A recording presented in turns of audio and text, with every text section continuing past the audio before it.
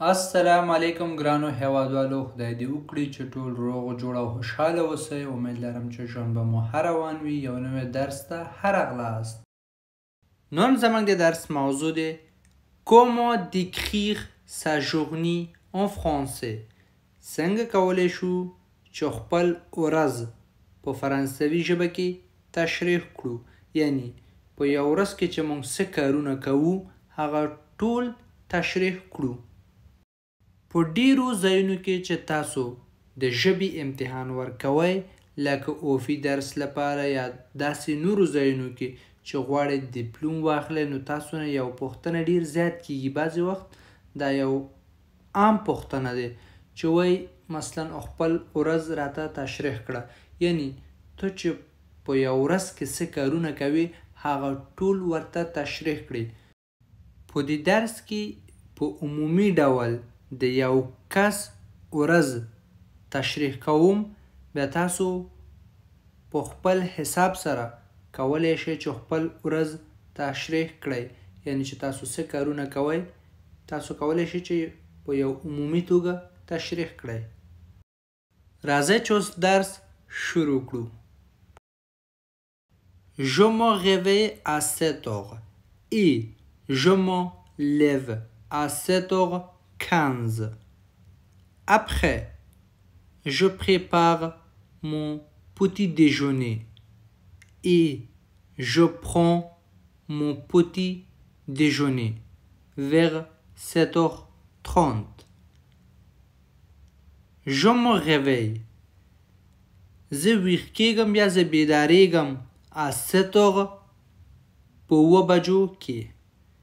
Et او je me lève زه پاڅېږم à 7h15 7 بجې او 15 دقیقو کې. Après وروسته je prépare زه تیاروم mon petit déjeuner خپل سهار چای یا سبناري. Et او je prends mon petit déjeuner زه خپل سهار چای سکم vers شاوخوا 7h30 9:30 بجې. Se réveiller او se lever کې فرق دا دی. Se réveiller معنا یعنی خوب نه بیدار کېدل، او se lever معنا خپل ځای نه پاڅېدل. Je me réveille زه خوب نه بیدارېږم یا خوب نه ویښ کېږم. Je me lève یعنی زه خپل خوب ځای نه پاڅېږم. Je me réveille à 7h et je me lève à 7h15. Après, je prépare mon petit déjeuner et je prends mon petit déjeuner vers 7h30. L'après-midi, je pars au travail. Je travaille jusqu'à 16h. Et après, je me retrouve avec mes amis. On prend un café ou une boisson ensemble. L'après-midi, ماسپښین je pars au travail زه کار ته ځم. Je travaille jusqu'à 16h زه 14 بجو پورې یعنی د مازدیګر 4 بجو پورې کار کوم. Et او après وروسته je me retrouve زه وینم یا زه ملاقات کوم avec mes amis خپلو ملګرو یا انډیوالانو سره. On prend un café مونږ یو قهوه څښو ou یا une boisson یو نوشابه ensemble په شریکه. L'après-midi je pars au travail. Je travaille jusqu'à 16h. et après je me retrouve avec mes amis. On prend un café ou une boisson ensemble. Je rentre à la maison vers 18h, 18h30. Puis, je prépare le dîner.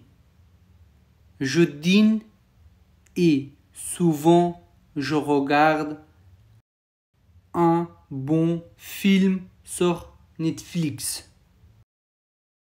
Je rentre زبیرتزم à la maison courte vers شاوخوا 18h 18h30 اتلس یا اتلس نیمې بجې مطلب د ماښام شپږ یا شپږ نیمې بجې.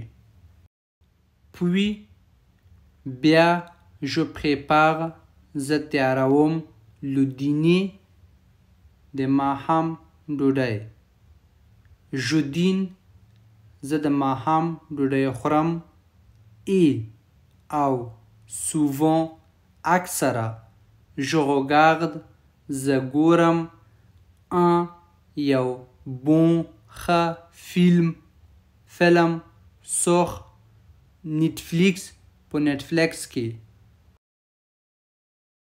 Je rentre à la maison vers 18h 18h30.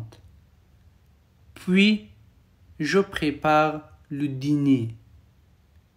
Je dîne et souvent je regarde un bon film sur Netflix. Après, je fais ma toilette, je me mets en pyjama et je vais me coucher. En général, je m'endors vers minuit. Après وروسته je fais ma toilette. زه تویلت یا تشناب ته. faire toilette یعنی تشناب ته تلل یا تشی کول.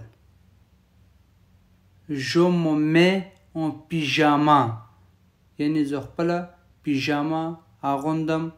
Je me mets زه اچوم یا زه اغوندم en pyjama خپله پیژاما et او je vais me coucher او زه ویده کیږم.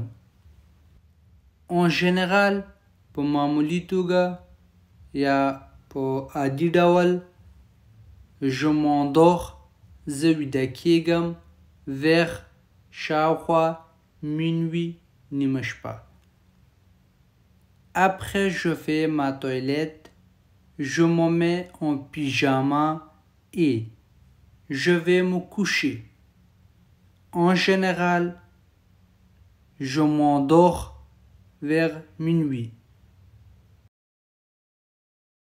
ویډیو لایک او خپل ملګرو سره شیر کړئ چې هغوی هم یو څه ترېنه زده کړي او همداسې نورو ویډیوګانو لپاره زموږ یوټیوب چینل سبسکرایب کړئ او زنګ په علامه باندې کلیک کړئ چې هر کله موږ یو نوی درس شیر کړو نو تاسو لپاره یو نوټیفیکیشن یا خبرداری درشي او ویډیو ووینئ.